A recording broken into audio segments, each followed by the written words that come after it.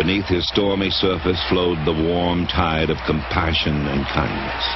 What the hell's going on out here?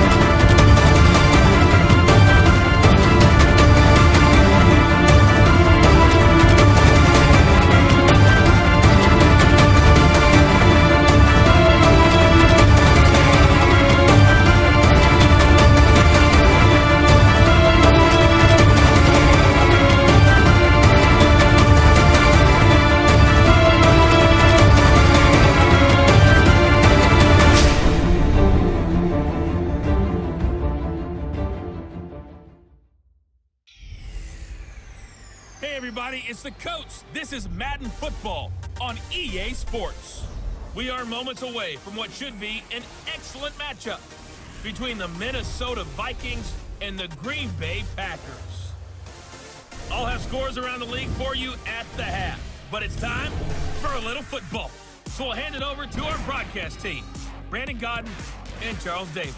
This place first opened way back in 1957. We are inside legendary Lambeau Field here in Green Bay. Nothing like the fanfare of introductions to an NFL game, and that was in evidence a moment ago. Fireworks, pyrotechnics, you name it. This crowd is ready as their guys get set to match up between the Minnesota Vikings and the Green Bay Packers. Along with Charles Davis, I'm Brandon Godden. And Charles, we look at this Packer team as we enter play here. They too come in off the bye, so we should have two teams that are eager to get back at it. And players are creatures of habit. You can bet they enjoyed the time off, but you know they're also ready to get right back into the swing of things. Meanwhile, for our visitors, the Vikings, they come in feeling good after back-to-back victories.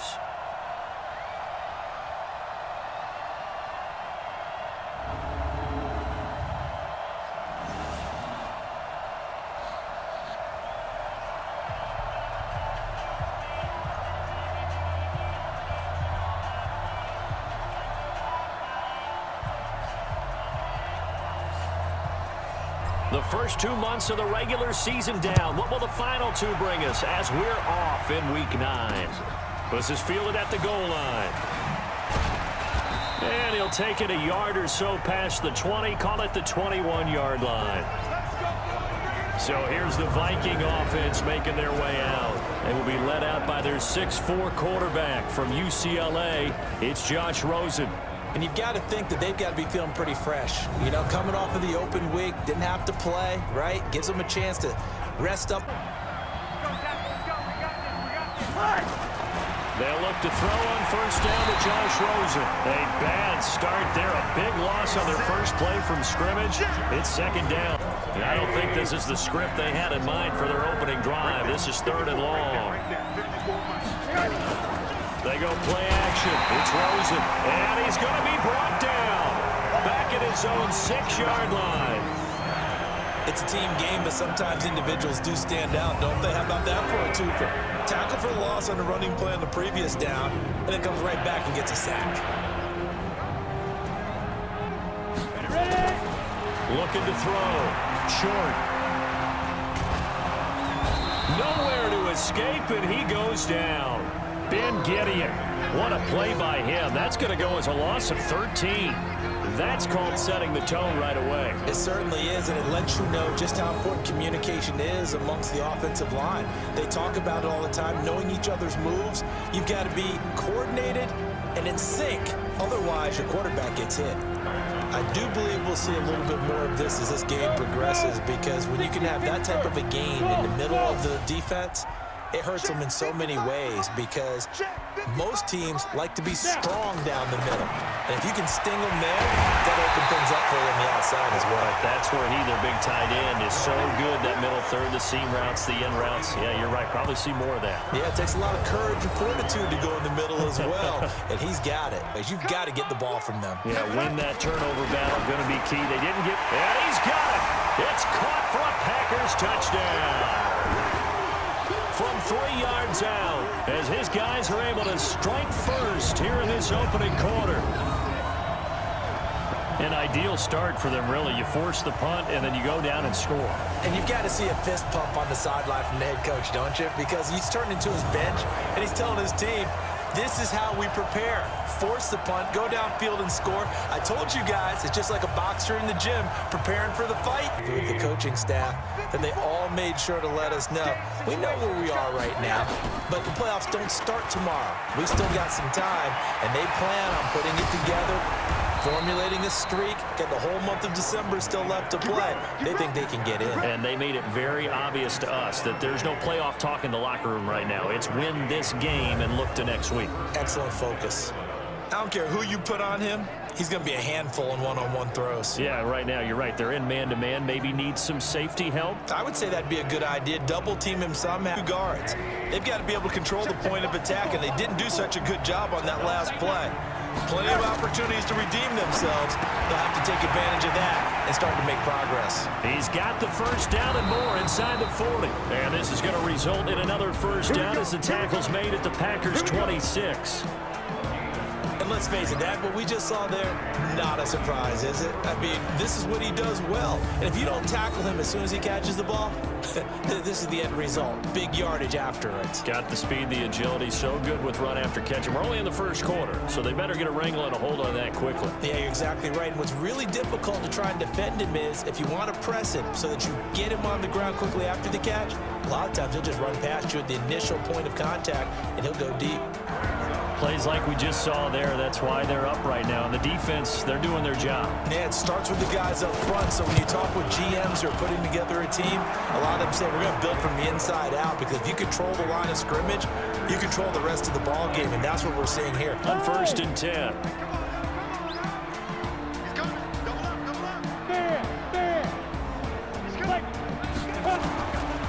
Jones.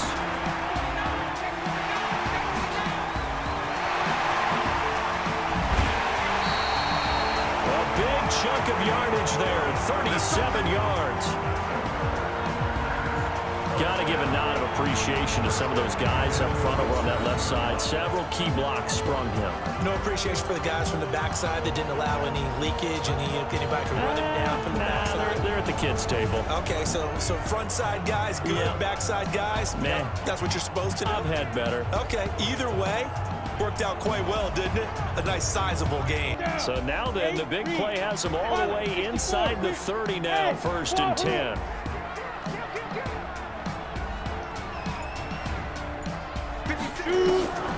Looking to throw. Short. His throw caught at about the 5. And he gets it all the way down inside the 10 and mark him at the 5. You know, I'm old school. I want to run the ball on 1st down in this situation, because 2nd down, that gives me an option of running play action, maybe throwing it. On 2nd down, it's Jones. And he'll take this one in for a Packer touchdown. A great effort there. His 5th touchdown now on the year. And the Packers are able to stretch that lead out further. Solid job up front. Really just a solid job all the way around to get that one in. That was well executed, wasn't it? Well blocked, well run. End result, 6 points. Touchdown.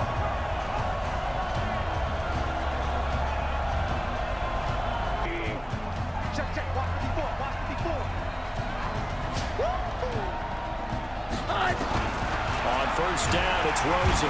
Nowhere to escape, and he goes down.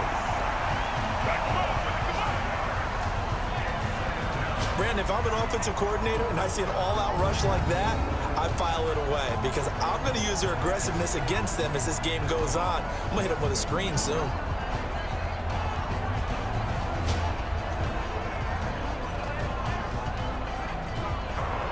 And Green Bay getting ready to go as they take the field. And right now they're saying, hey, let's keep this going. 2 drives, 2 touchdowns. 2nd and 4. Nowhere to escape, and he goes down. Anthony Barr comes rumbling in for the sack. Well, that was an interesting little chess match there, because the offense went empty set. No running backs in the backfield, so they're trying to get people out into a route pretty quickly. But guess what? The defense sees that. They go ahead and move themselves into a blitzing situation and come right after the quarterback. They had more guys there than they could block. 3-yard loss to start the drive. They'll look to make that up and then some on 2nd and 13. Here's Rosen. Nowhere to escape, and he goes down.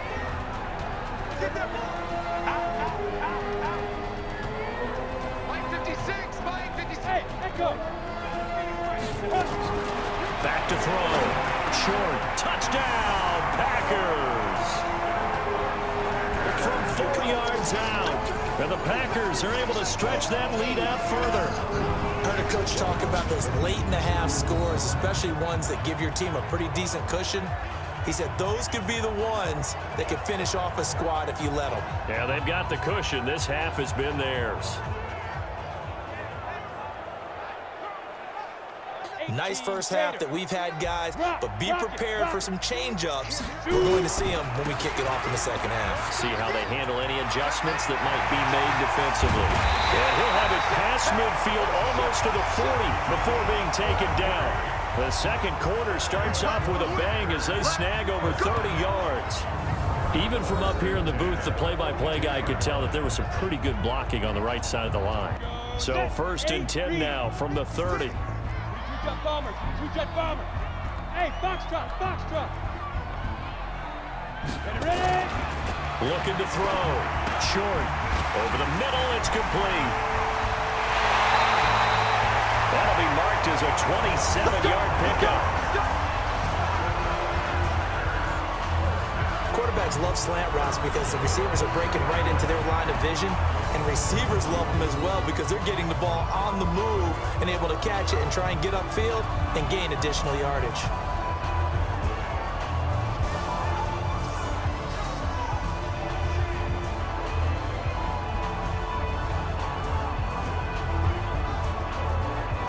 Three red zone trips, 3 touchdowns so far. They'll look for a 4th on 2nd and goal.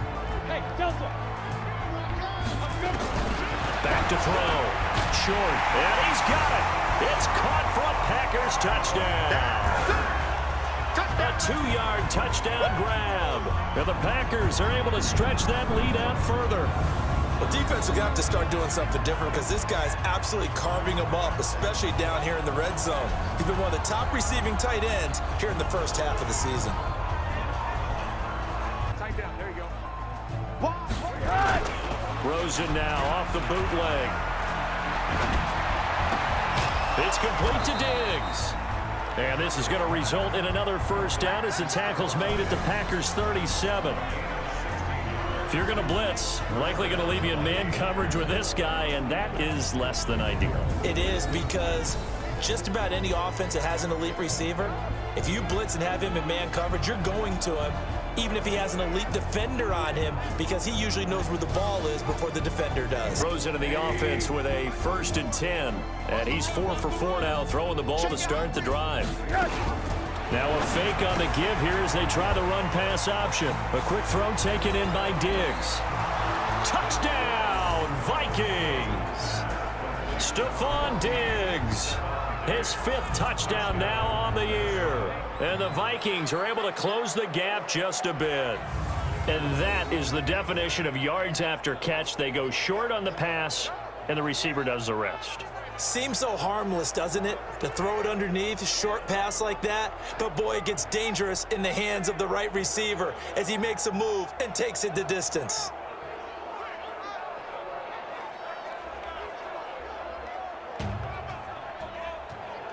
Now out comes their leader and the captain of this offense back onto the field. How do you think he personally is evaluating his game so far? He was pretty good in the first half, been good so far here in the 3rd quarter. He's got to like it, right?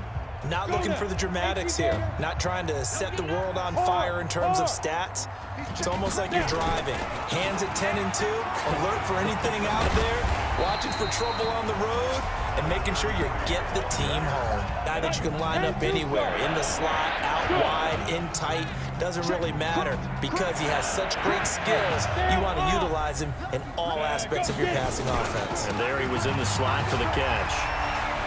He's got a first down and more inside the 30. And all the way down to the 17-yard line. A big hitter there. A first down gain of 26 yards.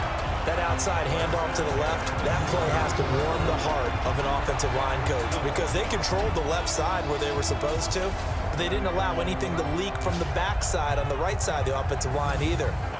And that is going to do it for this 3rd quarter of action. You're watching the NFL on EA Sports. 56, the mic, boys. 56. Check 56.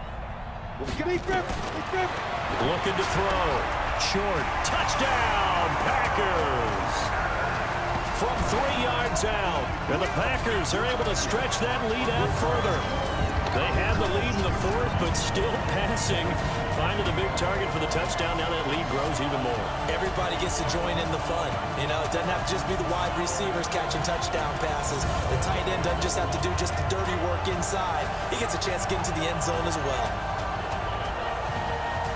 So the drive there took 6 plays, and it ends with a Packers touchdown.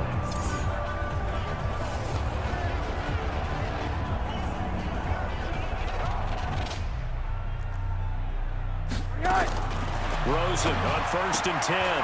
Caught by Montgomery.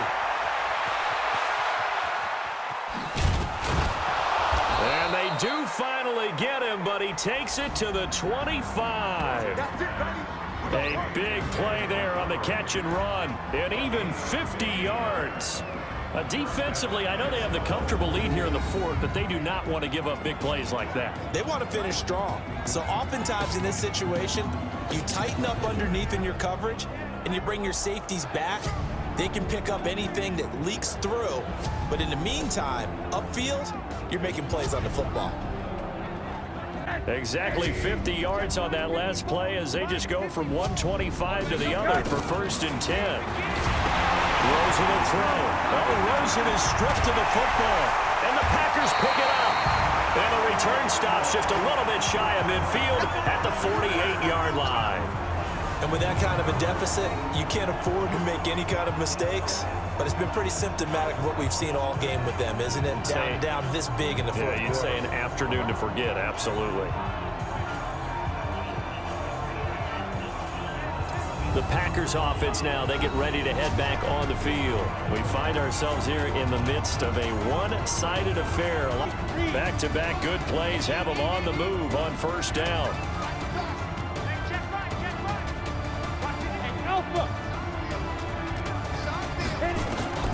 From the gun, short. And he will get this into the end zone. Touchdown, Green Bay. 23 yards for the touchdown. And the forced fumble defensively leads to 6 points for the Packers. So another score there. Often you talk about the 3 phases of the game. Defense, offense, special teams. It's been a clean sweep in this one, hasn't it? It certainly has. They've been pretty dominant throughout this game. And privately, the head coach will add a 4th phase. That's the coaching. And he'll tell the ownership that as he tries to negotiate a new contract off of this win. They are looking strong here in the 4th quarter. And out now come the Vikings. And last time the turnover on the fumble, and they were in enemy territory, so that had to be very frustrating. I don't think about it much in a game like this, but he's showing incredible leadership. Still competing, still fighting, not taking himself out of a ball game that appears lost. To throw once more on 2nd and 10. Rosen. That right now, that's a defeated team out there. I think you can see it totally in their body language. Hands on hips, heads low. It's just been a struggle from the start. Yeah, this team has been thoroughly beaten right from the word go.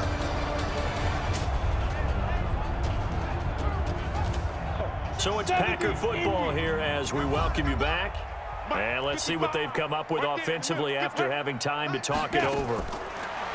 Back to throw. Short. Oh, there's that man again. It's complete. He's going to get this all the way down inside the 35. 23 yards on the play. And there's a completion to the tight end. And look at the size of these players nowadays. At that spot, 6'4", 6'5", and up. A lot of guys used to be basketball players, somehow came back to football. That's really good for the game of football. You're getting better athleticism, great hand-eye coordination, guys who know how to control their bodies when they run their routes. So they'll come up 1st and 10 now from the 33. Hey, Haywood! That one looks like he'll throw here. Quick hitter here, it's complete. 11 yards and a Green Bay Packer 1st down. And with that last play, he's now up over that 300-yard mark. And in today's NFL, it almost feels routine. And I hate that when you talk about a 300-yard passing game. To me, 300 yards still signifies excellence, and he's achieved that in this performance.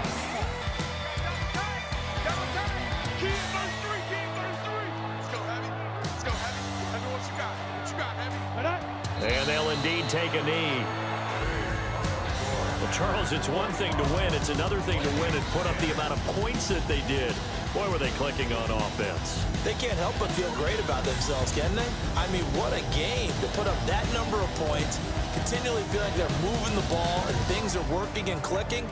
They think that they can bottle this and carry it with them. And as an offensive coordinator, you just don't think you can do anything wrong. Whatever you call, run, pass, it's all going to work. That's called being in the zone. So for the Packers, they close out this first half at a very solid 6-2. And they'll get another home date next week as the Eagles will come to town. Meanwhile, for Minnesota, they suffer their 4th loss so far.